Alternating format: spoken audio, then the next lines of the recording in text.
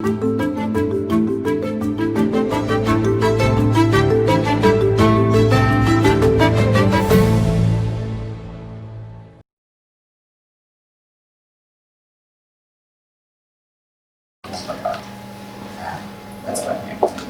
I'm here. It's also very nice. At the moment, I am, as Mark said, staying in Beijing for a period of 2 months. I'm invited by some institutions to come there and do a research project, which hopefully will result in a publication. I work a lot with publications, as I was a small image-based publication. I do a lot of photography. And also some texts. And then, of course, this publication will be the basic material for an exhibition in Vancouver end of November. And most Okay, so my background is as an architect. I have a master in architecture, but I always done art. I studied art for 3 years before I started. I started in University of Architecture, but I have a degree in architecture, but my degree in architecture, my thesis was basically art. So I call myself an artist working with architectural topics. This is one of the kind of major works, more kind of, what you should say, defining works that I've done. It's an old work, it's done in 2007.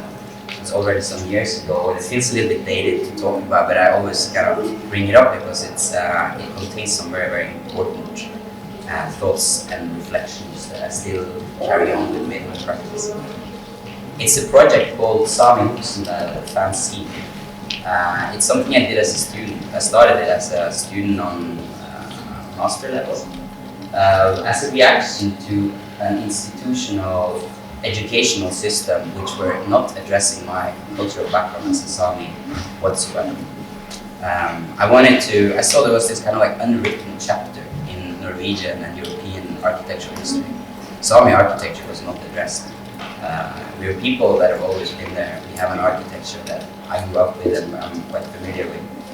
So I wanted to do something with that, and being a student with lack of means, what I did was to sort of look into the DIY culture, the pop culture of the 80s, the utopian, young architectural, dreamy initiatives from the 60s and 70s. So I looked into the self-published magazine as some sort of a format for putting my thoughts or reflections out into the world. So this project is basically, you can describe it as a platform for discussing what Sami architecture is. It's not the idea to try to define it, but it's an idea to try and create some sort of a social format which opens up for other people to come in and contribute to the discussion what is Sami architecture right now. So it's an open-ended kind of project in that sense.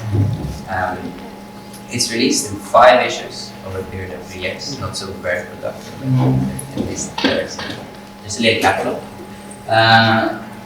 And these are the 3 first ones, which you see here. The one to the left is Sami-Norwegian number 1. It's called Sami-Norwegian for beginners. Sami-Norwegian is Sami language, and it means the Sami art of building, architecture. Yes, and that's Sami architecture for beginner, and it creates some sort of an introduction to people not familiar with the Sami culture about our traditional architectural structure, traditional historical architecture, as well as an overview over that. Actually, all of the contemporary architectural projects done by modern architects as attempts of creating a link between a traditional culture and modern contemporary life. So I've been looking at how architects have been incorporating, for example, the use of ethnic symbols in architecture, in new studies. I will show you a bit about that later. Yes, the second one is a comparative study where I went to the east coast of Canada, to the Finnmark people, and looked at the kind of indigenous architecture in that setting, doing comparisons in order to learn more and to see if I could find some information about it. I found a very interesting example of which was executed by a Canadian architect, which I will also show you later in that research. The third one is called Sami-Norwegian, thus reality. And that's actually a presentation of different workshops, different built sculptural architectural projects that I have executed or that I had executed during those years. This is a format to build one-on-one scale is something that I as an artist and architect do a lot. I will also show you some projects that I have built, very small in scale, informed by DIY culture, limited means and improvised palette of materials. I will show you. Okay, so this project, of course, is this magazine is containing a lot of, let's say, research material. And this research material also comes from historical sources, anthropological texts, ethnographical texts that are some of them more than 150 years old, where I've been skimming through a lot, meeting a lot of historians, anthropologists, and sort of like gathering whatever I saw having some sort of a validity or importance in an architectural sense, because that information is very spread. Ethnographers think about a lot of different things when they collect information. But I was kind of very geeky, orienting myself towards the idea of space in a Sami sense.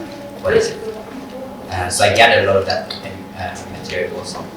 So all the materials I found, I divided into 3 different categories. One is the building tradition. I wanted to look at the historical Sami architecture, not but I wanted to look at it as in a sort of like through the lens of potentiality, maybe you could say. So I was looking at it and trying to find possibilities for this traditional architecture to be used in different contexts. Do they carry, for example, some values of qualities of sustainability? And then I also looked at the Sami institutional contemporary architecture. As I said, architecture designed by modern non-Sami architects for the Sami culture, for Sami cultural purpose, like cultural houses or parliament buildings or healthcare centers, things like this, where the architects deliberately try to design a Sami aesthetic. The third category is more of that's really an anthropological kind of take, I would say, very informed by Bourdieu, thinking about habitus, if you're familiar with that. And an architect called Amos Rapoport, an American, which is, has founded something called environmental behavior studies, which are based on Bourdieu. So it's basically looking at environmental behavior and the close sort of like living conditions of cultures, and try to analyze that and through that sort of understand, for example, concepts in digital space, how people arrange themselves. Okay.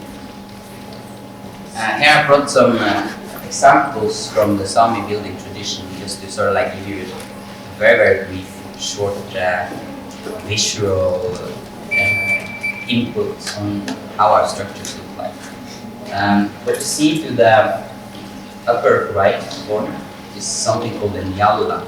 It's a very small storage structure, often just 3 by 5 feet square flat, and placed in elevated positions in order to prevent predators from getting access to the meat or leather products that are stored in these small storage houses. They're very iconic sculptural elements in the landscape, and they're distributed throughout the reindeer herders' annual traveling route. So they stand as some sort of territorial markers also for different families, different herdsmen, telling people entering these areas who owns them. To the bottom right, you see 2 different tent structures. They're conical in shape, but they're 2 very different structures. The one to the right is called a lava, the smaller one in the back, you see. It's a structure very resemblant of the teepee of the North Americans. Its structure is 3 forked poles stuck together in a tripod, and then there's a lean-to of other poles creating a cone shape draped with fabric. Very short. That's the level. Then you have the valley body, which is another more complex structure, which is, as you see, it's not, the poles are not connected at the top, you see. That's because it has a very simple cheat bit and show you this. You see the main structure of this one. This is not the belly button, but it's kind of informed by the same structure. So these two bent frames are creating a main frame molding itself together, and then there are smaller poles leaning towards that again, which create a much more vertical wall and a much lighter and more minimal use of material in the structure. That's a belly button. Then it's the turf hut. The main structure I just showed you, that was the main structure for a turf hut. It's constructed with the same method, only much larger in dimension. And it's covered by bark as a kind of a wet layer for water. And then it's covered by earth, a layer of thick earth on top of it. Basically making a perfectly sustainable ecological structure that is comes from earth and it goes back to earth. I'm very fascinated by this structure, and this summer I spent a lot of time learning how to build it, and I built 2 of them. I'll build the 3rd one next spring. Okay, so looking at the institutional architecture, there's a lot of kind of interesting phenomena that popped up in my research. I started to realize that almost, well, a majority, over half of all this contemporary architecture designed for my Sami culture by non-Sami people was designed with the conical, level, valuable, intense structure as a role model for the aesthetic output. So all over the Sami territories, there exists this sort of typology of modern architecture, which I like to call the giant level. And I think I realized that there were so many of these structures using this, in my point of view, quite simplistic way of dealing with design, taking a very, or the most obvious aesthetical symbol from the tradition, incorporating it into an otherwise quite conventional architecture, and then calling it Sami. I was, as an architect, let's say, a little bit offended by that. I think our architectural tradition and also our cultural, let's say, lifestyle or perception of space, idea of space, incorporates a lot more potential than just this one symbol. Because these are ethnical symbols, basically, marking the Sami territory, which of course also has this political value, so you can discuss it. There's some importance in these structures as well. They create a presence of our culture within the borders of a Norwegian state, for example, expressing ourselves and our existence within the state. So that's been important. Okay, so this is what I've been sort of like addressing through these magazines and writing also the articles about in Norwegian and Nordic architectural media, trying to address some sort of an awareness about this aesthetical approaches. Are there other ways of doing it? We have here, just to sort of like give you an overview over the diversity of these giant levels that exist. Here you see Sami giant level cultural house. Here's a giant level blacksmith. Here is a giant level church. This is a giant level bus shed. This is a giant level roadside barbecue. This is a giant level. This is a giant level shopping mall. And here you have the giant level Sami Parliament, which is the most important building in this Norwegian side, or maybe in a whole kind of Sami village. A very important icon. Okay, so based upon these sort of like the giant level typologies, as you see, I work a lot with photography. I have this, I'm not maybe a kind of perfectionist when I take photographies, but I do use photography as a way of mapping, as a way of creating sort of, for example, presenting different visual typologies, which I do here. So based on all these photographies, I developed some sort of a, knitting. I developed some knitting patterns based on this digital photography. Knitting patterns which contains 10 different colors of yarn.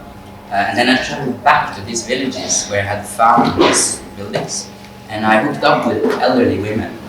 Knitting is very, very popular in the north. Imagine the dark period of the Nordic countries. We basically have 3 months without sunlight. It's only 4 hours of dusk and dawn. So it's a very dark period. People spend a lot of time inside, and a lot of people do, for example, activities like knitting or craft. So knitting is a very important big craft. So I contacted these women that lived very close to these buildings, and together with them, I created a new, let's say, a Sami design product, which is a series of sweaters, which I call Sami shelters. And I have made 5 issues of them, so there's 5 different ones. Never got further than that, but it's kind of a project that deals a little with this, that deals with the use of symbolism, craft, space, structures. It's a very open-ended kind of comment on things, but has maybe some sort of sculptural quality.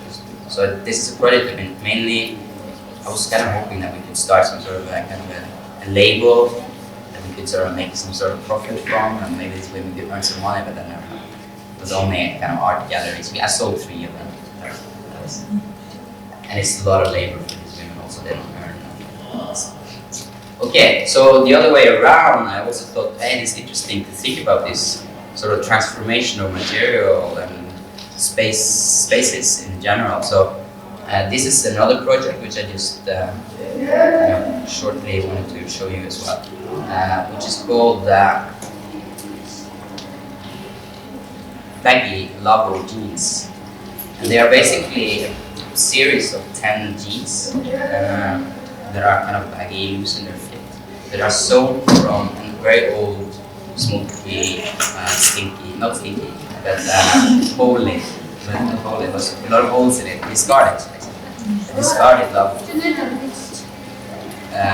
So I made it together with different craftsmen, young ones this time, in the Sami areas, the design. There's a young sewing textile designer that sewed the pants together with me. We developed the design.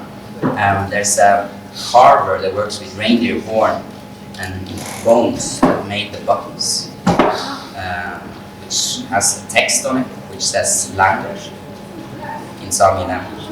And on the back side, as a leather label of jeans, I have imprinted a photo of the 2 holy sacred mountains of the area where my father was from. So it's kind of a project that it has a lot of social kind of, I guess, intentions to create new collaborations and to sort of play around with these different kind of craft elements. It's also a project that somehow has relation to this project, which is a project called Land and Language. On the label with the picture of the holy mountains, it also says land in Sami language. Yeah. And together with the pants, when I sew the pants sew very well. Together with the pants, I also sold a mixtape of Indigenous Hiphop. So it's a kind of an archival project that I've been working on for, I think, like 6 years now. 4 or 5 years. 5 years I've worked with it. And I've been kind of gathering mostly through the internet, different kind of indigenous rappers, hip-hop artists that are using their native tongue to express political subversity through the form of hip-hop. This is a very important project. And it's an archive that has grown and grown, and I've released one mixtape from it. I've done different DJ sets, and I've written articles about it, present, and I've done this like kind of show and tell things in galleries. So yeah, the hip-hop genes, the baggy lava genes, are somehow related to this project, which deals with the merge of hip-hop culture and indigenous culture. It's a very interesting kind of link between the current day rise of indigenous sovereignties and discussions about indigenous identities and awareness about indigenous people itself. And I think there's some parallels to this to the Afro-American sort of urban movements of resistance in early 70s, where the movements around hip-hop and grunge started in the early 70s. Maybe have some parallels to what's happening in the indigenous world. Hip-hop has this quality of being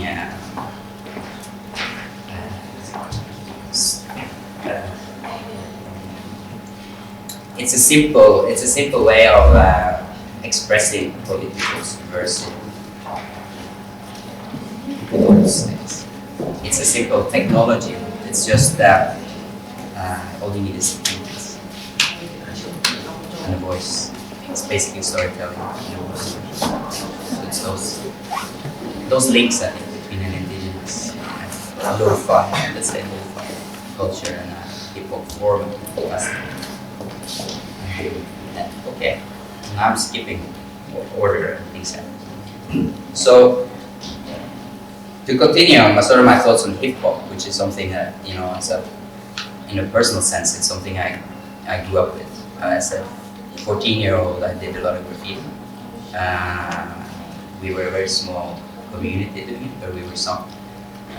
And this is something that I kind of grew out of, I guess. Graffiti, but hip-hop always stayed with me. So, working with this idea of indigenous language, disappearing languages, and young urban hip-hop culture, I got a little bit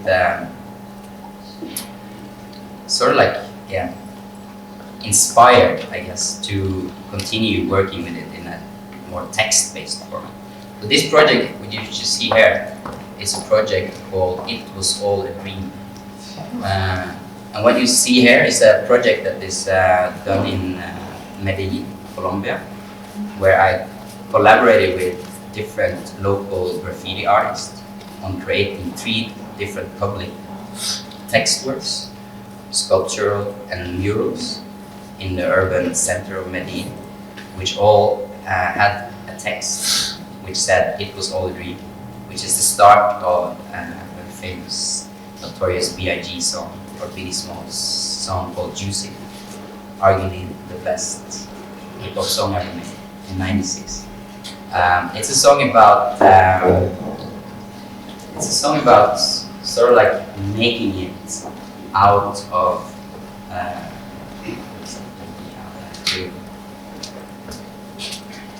to grow out of the situation of distress or poverty that you are born with. It's a song about making it. And it starts with the phrase, "It was all a dream." So these text works are translated into 3 different local indigenous languages that are disappearing in Colombia. In Colombia it's quite diverse, or it's quite a lot. I think it's like 40 or 50 different indigenous groups with all very different languages, and they're all disappearing. So it's a kind of a comment, I guess, on these challenged situations of indigenous languages. Okay, so that was the hip-hop part. So now let's go back to the architecture and the sort of spatial research that I've been doing. Looking at this, let's call it postmodern architectural strategy of using symbols in contemporary architecture. As a contrast to that, I found something through looking at built environment, looking at vernacular architecture, looking at informal architecture. I found something that fascinated me very much, which is something that I coined the competence of improvisation, which is this profound attitude that exists within the nomadic, especially nomadic reindeer culture, the rural culture, which is let's say it's like a spatial strategy or a building strategy where people are able to solve problems on the spot with extremely limited resources, using whatever's at hand to solve the problem there and then, and not thinking about necessarily the aesthetic outcome. And this ability to, in my point of view, sometimes do magic out of nothing is something that's very prominent in nomadic culture. It's a sense of material philosophy, we could say. It's a way of understanding your environment. It's also a way of understanding resources around you, seeing the world around you as a bank of resources that I'm very fascinated by. So what you see here is what I call the Sami garden. For outsiders, a lot of, for example, people from more of a urban Norwegian context coming into many of these nomadic sort of environments appears for them as a very messy situation. But what you see here is not at all a mess. This is an extremely pragmatic use of materials that of course is positioned around their house for a reason. What you see here is, of course, this is, for example, a spare cart. No point of getting rid of that one. This is my, it's the neighbor of my cousin, backyard. And her son, she's like 70 or 80 now, and her son has parked his old car in her backyard because he has a new car with the same brand, so if he needs spare part, he comes and grabs something. Very convenient. This is a boat that needs to be repaired. They haven't just gotten around to it yet. This is an old discarded lavo cloth, which they built a kind of a small structure for smoking fish and meat. This, what you see here, is a special kind of tree that is used for preparing skins. I don't know the English word for it. Popcorn, maybe. Creates this bread. So there's an air, of course, of wood, a stack of firewood, so forth. So this competence of improvisation, this very, very pragmatic way of dealing with materiality and space, is something that I've been very, very interested in. And based upon these sort of like observations, I created a project which I call the Indigenity Project. If you're interested, you can check out the web page for it. It's a project that I collaborated with another artist, also Sami artist, called Silje Figenska Thoresson. We started in 2011 and it's actually still touring. Now it's in Washington show. It's a project which it's also archival. So as you understand, I work a lot with photography, archival, creating typologies, and just gathering. I take a lot of photography as I sort of travel and do research. So this is an archive which consists of these kind of examples of creative, improvised structures of the northern areas where I'm from. I call it the Indigenuity Project. Kind of, I don't know, stupid wordplay perhaps, but it's a wordplay of indigenous identity, ingenious structures. Yes, what you see here is a typology of drying structures, different way of drying wood. No, sorry, this is wood storage structures. Yeah.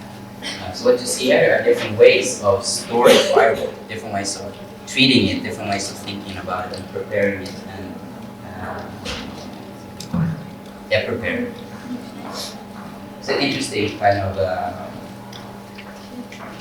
study that shows a lot about, for example, organization skills, or tidiness, or these kind of topics. So this is the project, how it's sort of manifested. It's made into an exhibition where we took I think we ended up with 54 of the best examples, maybe most funny examples of these indigenuity structures, and made a series of postcards out of it. Choosing the format of postcard a little bit because we wanted to sort of maybe play with the idea of representation, postcards. It's the format for shade representation of cultures. So creating a contrasting image was what we wanted. And it's an exhibition with these postcards laid out on the table. We also have large photo typologies hanging on the wall. And we invited 7 different thinkers, a philosopher, an architect, environmentalist, a poet, and 2 more, who write text about the phenomenon of indigenuity. So they had like all different kind of takes on the topic, and that's what we wanted. We want to create like a diversity around the topic instead of ending up with just presenting our sort of design perspective. We also wrote the text. Yes, and here are some examples that I wanted to show you. They're all from the northern areas. Most of these, actually all of these, are from reindeer herding Sami areas. There are also Sami groups that are not reindeer herders. For example, there's coastal Samis that have been from fishing and farming. So they have, of course, different structures. What you see here is, for example, the very common doormat design of these northern areas. It's a discarded scooter belt. It's no scooter belt. When they get worn out, they gotta throw them out. They're big, heavy, rubber that lasts forever. They're perfect for doormats. So all of these kind of reindeer herding families use these discarded doormats, and it becomes this kind of almost like a design item which belongs to the Sami culture. It's not like a cultural symbol somehow. Specific Sami design. Yeah, more example. Here's from the Russian side of the Sami areas. This is the broken plane, fallen down plane. Aeroflot machine, which is used for as storage and an entrance area for this house. Also an ingenious way of thinking about the potentiality of material that's around you without so much regard for aesthetics. Or maybe it is. I see a lot of humor in it as well. This is my cousin's scooter garage. It's a bus that he bought in a moment of over-ambitiousness, I guess, wanting to create some kind of a mobile home for himself. He never got around to it, of course. So the bus stood there for 3 years, stopped working. So then what he did was to, see the potential of this empty space being there. So he took a chainsaw, cut off the back part of the bus and made some doors. And then he can drive his scooters in there and use the bus for fixing his scooters. It's a creative way of seeing potentiality, improvising, competence of improvisation. Here's a kind of interesting example, I think, which is more of a historical time. What you see there is actually a freezer. It's a small wooden structure it's a storage for meat that has skis under it, so you can pull it after the rain or after the snowstorm. It's a freezer because of the way it's positioned. This is an example which shows a profound understanding of landscape and climate. Because this stone, every winter from October until end of May, is covered by snow on this side because of the dominating wind direction right now. And this is things that you don't see unless you know, right? So it's kind of also for me a good example of this competence of understanding and improvising with landscape and climate. Yeah, more examples. I'm not going to go into detail. If you're interested, as I said, you can also order the publication which we made, which is these 54 postcards and these 7 texts in a book format.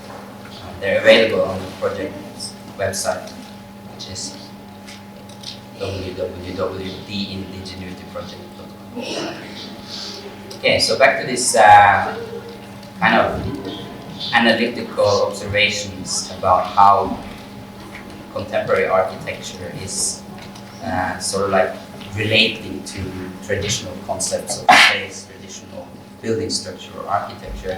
This is an example that is built by an artist, a Sami artist, maybe our most iconic artist called Nils Aslak Verklivet, or Ailo, which actually I think has been to Mongolia, and he's also been a lot to work with other indigenous groups of the world, among Aino people, for example.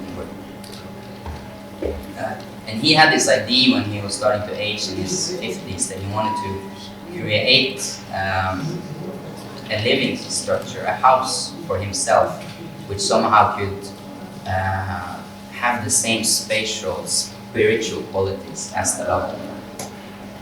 Very fascinating idea. How do you do that? What he did was that he started out with looking at the traditional plan of the Sami lava, the space I just showed you, the conical tent structure. You see here, this is a very short, simplified drawing, which explains how the space, interior space, is distributed socially. Here is what you call the uksa. That's the entrance area. This is where you store the wood for the fireplace, which is in the middle of Ara. And in the uksa, also the dog sleeps if it's cold outside. And it's also where guests enter and sit. I've been to the countryside in the weekend, and there are so many familiarities with the way the gear is used. It's fascinating. On the two sides, you have what we call the roid. And these are spaces for socializing and sitting and existing. It's covered by small branches and reindeer heights, so it's soft and warm.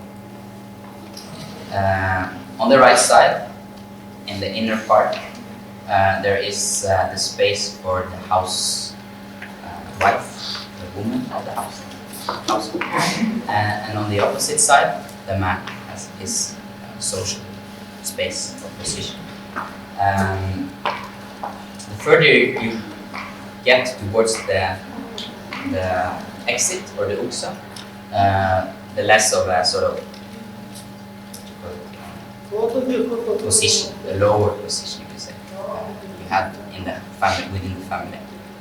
So that, for example, the helpers that were sometimes helping with reindeers, they were hiring extra help periods, young boys often. They had usually the kind of private space here. In the far end of the uksa, the entrance, is the area which we call the bosho. Bosho is the kitchen. It's not only a kitchen for pragmatic issues, it also has a very spiritual kind of quality. It's a space you should not enter over. That's prohibited. And it's a space where you also store your valuables, of course. It has also there exist different examples, but in some examples there's also a little altar or shrine or a chest with a lot of valuables. And from the really old days, it's also said that there was another exit through the bush, which they took out dead bodies and which they carried in the sacred pyramid from here.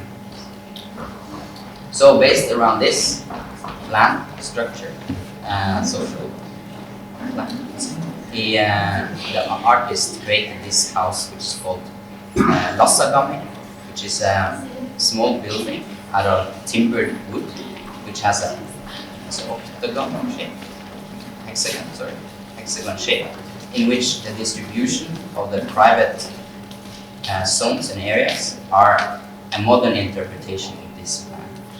In the center, he also created a vertical space with a fireplace in the middle and a skylight at the top, trying to recreate a sort of vertical spiritual connection between the three Sami mythological worlds, which is the underworld, our living world, and our sky world for our ancestors.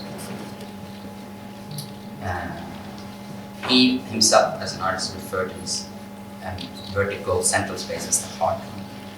I think this is a very interesting example of how you can, in a spatial sense, try to relate to traditional architecture in more of a, let's say, spiritual way. Seeing beyond the material surface, seeing beyond the pure symbolism of things. Here's another example which I discovered in Canada. I'll be very short about this, but This is an architect called Richard Croker who's been working with the Mi'kmaq people, and he has developed, based on a traditional way of bending frames for birch bark canoes, an indigenous technology that's fantastic. It's really highly developed. He has developed a large scale of creating building structures.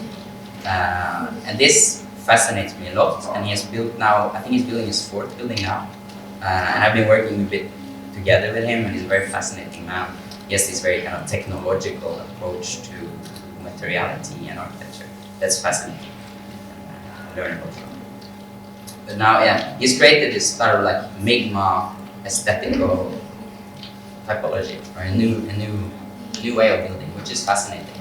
And it also is training a lot of the young Mi'kmaq guys on the reserves, many of them unemployed, and learning how to create these structures. It's becoming an economy of it. And he also actually utilizes a part of the forest that is very underappreciated, because they look for the big dimension wood. This is using the very young saplings, which are only maybe 10 or 15 years old, and a part of the forest which usually just cut down with very low value. So he's creating value around another resource, which is fascinating. This is a project that I did with I also been teaching 1 year at the University of Trondheim with master's students. We did a course on Sami contemporary housing design, traveling for 2 weeks in the areas where I come from, and showing the students around. We went back and spent 4 months on designing modern interpretations of what a Sami house could look like. We also did a small kind of built experiment where we built a small unclimatized shelter. It's basically a small wooden structure around the fireplace, trying to use some sort of local materials, I guess spatial philosophies we found in this area. Here's another small structure that I built, which is part of another project that I'm part of called SALT, or SALT. It's a big international project happening in Norway right now, and nomadic initiative for architecture, art, and music. It's a 1 year long project. I really recommend you to check out this webpage. It's a pretty ambitious and fascinating project that started by 2 Norwegian, one curator and one cultural entrepreneur from the north, close to where I am, Helga Marie Nordby and Alan Larsen. They have created a huge installation on the beach, which will stand for 1 year, and house different cultural events and musical festivals. There's a big video film installation by an artist called Young Fido, Chinese filmmaker, fantastic artist, which I've been working with, helping install these structures. And I've also been involved since very early on in the project, doing different workshops with students, exploring concept of nomadic structures, nomadic philosophies. And this is one small structure that I built, which is basically a small cupboard. These are flaps that can be folded up, and this becomes just a small box, like a kind of a cupboard thing, which can be stored and shipped between the different locations. This festival will last for 10 years. And they will move from Norway to Iceland, to Greenland, to Scotland, and Svalbard, I heard them talk about. 2 different Arctic, Nordic, dramatic sea-based landscape close to the sea. It's a very ambitious project. So yeah, this is a small sleeping unit for 2 to 4 people. Very much inspired by this small sledge-like structure that I showed you, the storage houses. This is standing on skis, so it can be pulled by 2 people around on a location, for instance. The skis can be dismantled and also put into construction. And it's heated by a fireplace. These are some of the experiments I just added right now. I never presented this Rhino before. It's a very kind of a little bit like new thing. But this fall, me and a group of 30 international architecture students from Canada and Europe. Developed 3 different small sleeping shelters on this beach where the festival happens, informed by different concepts of nomadic lifestyles and nomadic ideas. Yeah, so just showing you some pictures of how we built this. This is another project which I've done together with another architectural collective that I started. It's also 4 years ago now. It's called FFB. We are a group of 3 architects. FFB is short for Fellesskapsprosjektet Offentlighet, which in Norwegian means something like a common project for a densification of the city. So we're a group of architects that started in more of an idealistic kind of a think and laboratory collaboration, which is not for profit. So we do 2 or 3 projects a year, where we do temporary structures, temporary installations in public space. Our projects also sort of, we work with a series of projects which we call Space for Disagreement. So we look at the sort of demographical diversities in public space, trying to initiate collaborations with minority groups and do artworks or architectural event-based project in temporary space. This is a project we did in Karasjok, working with the Sami language. We created a new sign for an old Shell gas station that was bought by a local cultural entrepreneur. He wanted to create a new cultural house in the village. So what we did was that we took down the Shell sign and we made a small sculpture out of this, like the minimalistic Donald Judd inspired sculpture that we exhibited in an otherwise empty gallery. Then we made a new sign for the gas station, which is in Sami language, which reads which you translate to they don't follow routes and they don't conform to regulated order. So it's a kind of a comment on, let's say, an anarchistic quality of a nomadic way of moving terrain, landscape. Yeah. It has a lot of other elements to it also. It also has like some social events around it, but I'm not going to go into detail about that. So yeah, back to this kind of architectural collective that I'm working with. We've also been working with very traditional structural technique, building techniques, learning ourselves how to do these traditional crafts from old masters, and building these traditional structures in the midst of public context is for me something very fascinating. I've been thinking a lot about indigenous identities and how indigenous identities are present within urban spaces. And especially in a Swedish, Norwegian urban context, there's very little of the Sami identity left in an urban environment. So what I've been trying to do is to initiate a series of projects, which this project is one example of, exposing the Sami language in an urban context. It's a common political act in itself. And here we have done a project which is also only 2 months ago. We built the main foundation structure for a Sami turf hut in the middle of a Swedish town, right by the railway station, close to a house that was occupied by a group of anarchist young kids. So we kind of like creating a collaboration with this already subversive, let's say, political initiative. Adding on to that, experimental things.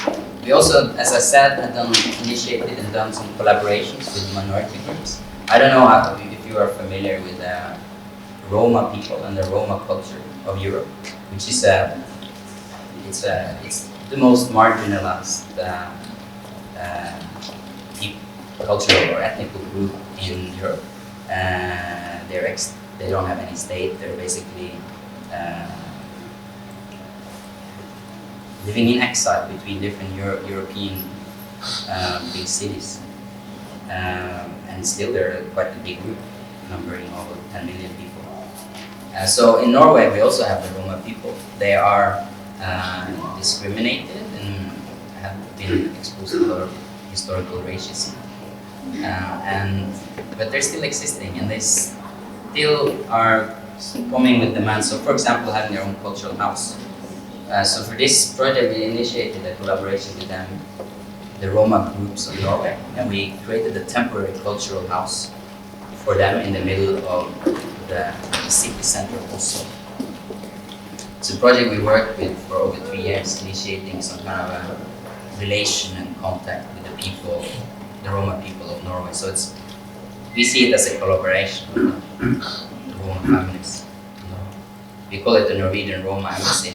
It's built in one of the main public squares in Oslo, between the National Gallery of Norway and the Cultural Historical Museum of Norway, two very traditional, monumental national institutions with an architecture that also expressed that historical, monumental, built in stone 200 years ago. And it's built entirely out of material that we were given for free. Here you see a picture from us with some of the Roma youngsters that we went and dismantled an exhibition, basically, and used that material to rebuild this structure for very low cost. On the outside of the structure, we created a picture exhibition together with another photographer that already had connections into this community.